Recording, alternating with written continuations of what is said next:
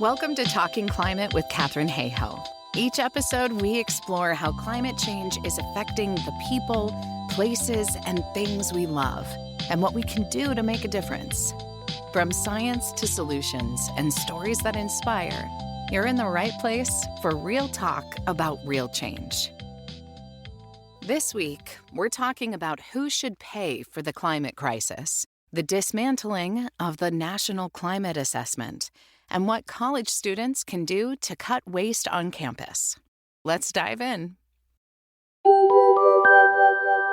Good news. A new study puts a dollar amount on just some of the climate damage the world's biggest corporations have caused. $28 trillion. Scientists looked at emissions for 111 companies, finding that only 10 fossil fuel providers, Saudi Aramco, Gazprom, Chevron, ExxonMobil, BP, Shell, National Iranian Oil Company, Pemex, Coal India, and the British Coal Corporation, caused half the total amount of damages. And those are the damages only from extreme heat. The number doesn't include the devastation from massive floods like the ones in Spain last year, or the damages from stronger hurricanes like Helene and Milton. It doesn't account for crop and water losses during droughts, or the infrastructure destroyed by wildfires such as those that swept through Los Angeles earlier this year, or the smoke from Canadian wildfires, a single week of which was estimated by the Canadian Climate Institute to have cost the province of Ontario alone over $1.2 billion in health impacts such as premature deaths, increased hospital visits, and health emergencies. All the same, the authors wrote that climate attribution that goes from emissions to impact at the corporate scale is now possible, addressing a substantial hurdle to climate liability. And Freddie Otto, a climate scientist at Imperial College London, who heads World Weather Attribution and guest-edited Talking Climate in March, agrees. She said, "All methods they use are quite robust. It would be good, in my view, if this approach would be taken up more by different groups. As with event attribution, the more groups do it, the better the science gets." Ever since I read Freddie's book, Angry Weather, which clearly shows how science can quantify the share of the damages from extreme weather caused by climate change, and became aware of Richard Heady's Carbon Majors work, which traces carbon emissions since 1850 to specific companies, I've been waiting for someone to connect the dots. I bet a lot of lawyers have been waiting too. This new study finally does it, connecting polluter to impact and providing legal efforts with key evidence to help recover economic damages in courts. Not so good news. I've served as a lead author of the U.S. National Climate Assessment, NCA, under the Bush, Obama, and first Trump administrations. I know how administrations opposed to climate action see scientific facts and evidence as a threat to their policies. And I've experienced firsthand attempts to bury the report and discredit its findings. So I was saddened but not surprised when the current Trump administration first canceled the National Nature Assessment, then fired the long-term support team that staffs the U.S. Global Change Research Program to support the IPCC and the NCA, and finally dismissed all of the nearly 400 climate scientists working on the upcoming 6th National Climate Assessment. NCAs are congressionally mandated reports published every 4 years that provide the granular information at the regional and sectoral level that U.S. cities, states, and organizations need to plan for a changing future. We humans have been making decisions based on the past for thousands of years. It's like driving down the road looking in the rearview mirror. But now, thanks entirely to human emissions, we're facing a curve in the road greater than we've ever seen. This curve in our climate puts us all at risk, And without information that looks ahead to guide our decisions, the future will be much more dangerous. Climate change is a global issue, but national reports like NCA bring its impacts down to the level of our lives and our communities.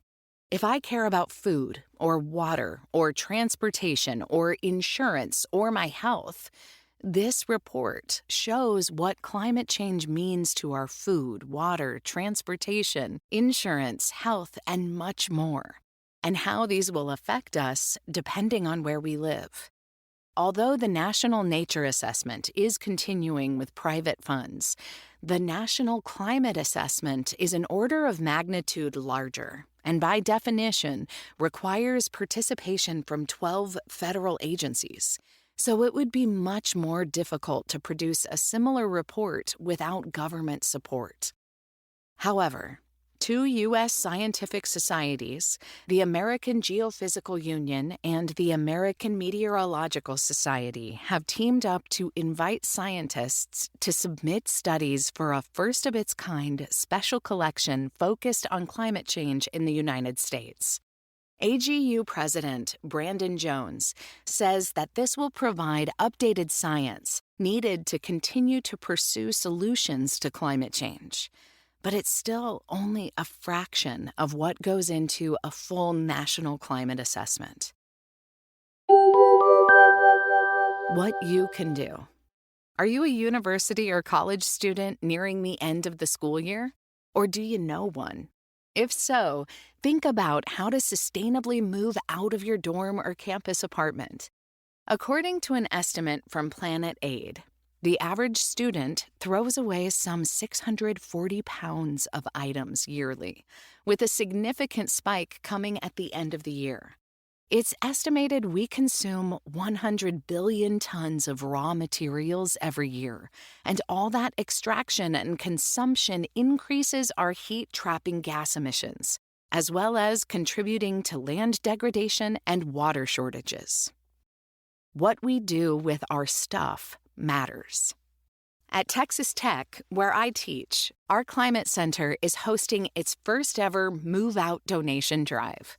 When student outreach coordinator Favor Egboon learned about how much was being thrown out, including furniture and appliances, she knew she had to do something. So Favor and the Climate Center team found 3 local charities willing to take donations like furniture, clothing, toiletries, food, and more right in the dorm's parking lot.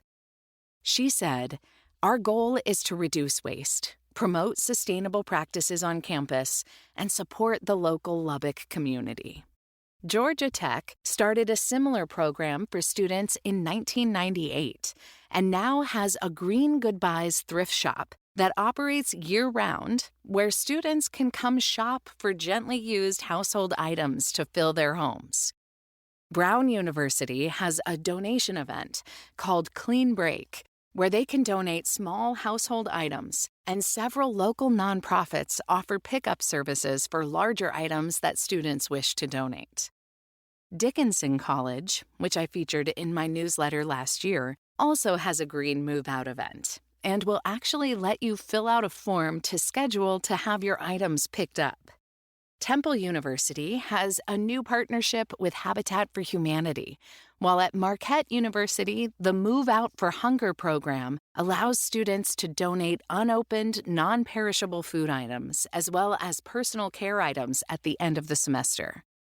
At Georgetown, donation pods are set up around campus during the university's Move Out drive, and students who live off campus can schedule pickups of their items.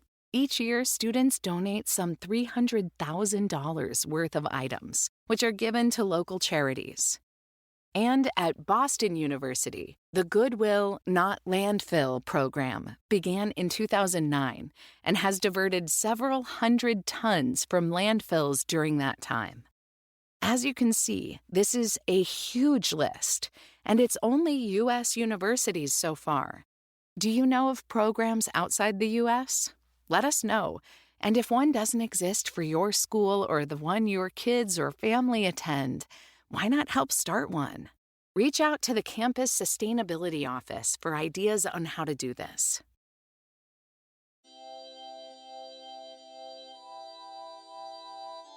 Thanks for listening to Talking Climate, narrated by Ann Cloud. For more resources, links, and actions you can take, check out the full newsletter at www.talkingclimate.ca. Don't underestimate your voice. Start a conversation and see where it leads.